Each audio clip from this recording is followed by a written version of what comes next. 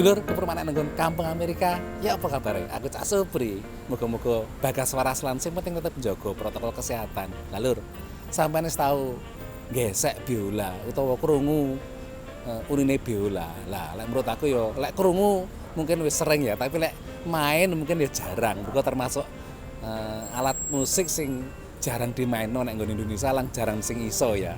Nah Amerika ya ngono sakjane, rata-rata ya akeh main gitar, ngedram lan lain, tapi mung sebagian cilik wong Amerika sing iso main biola. Lagi nek nggon daerah Alexandria enggak ada saka kene iku ana wong sing kerjaane dadi pembuat utawa tukang gawe biola lan yo dandani. Lah iki ternyata wis tradisi turun-temurun wis 5 generasi.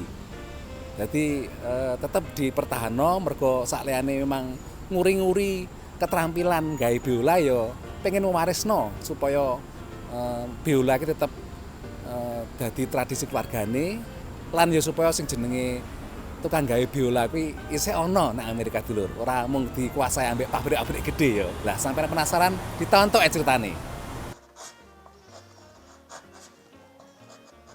I'm working on the channel that sits right next to where the purfling will go on the instrument.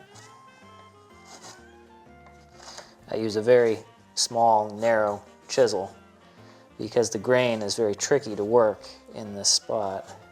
It keeps changing directions, so it requires a smaller, more narrow chisel.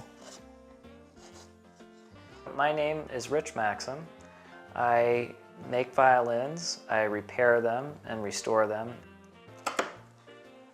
and I do work on violin, viola, and cello bows as well. And I have a workshop in Alexandria, Virginia. I grew up with the violin. I began playing the violin at 3 years old and studied with my father and would play with him the violin. It's been in my family for 5 generations now, since the late 1800s. The first violin that I'm aware of that my great-great-grandfather made was made in 1895.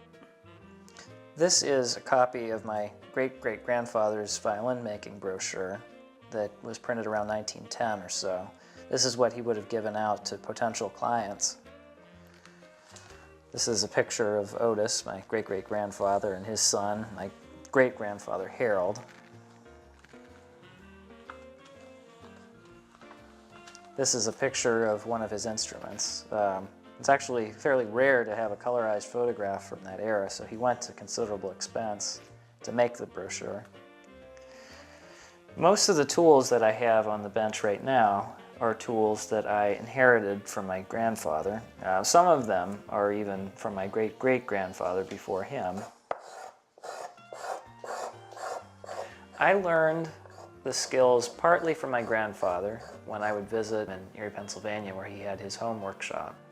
And as I got into college, I started attending violin repair workshops to learn more about repair techniques. So I've got 2 bows and a violin. Now I have a few other repairs right now that I'm working on, but as soon as I'm done with those, then I can get started on these, and I'll give you a call as soon as everything is ready. Great, thank you so much.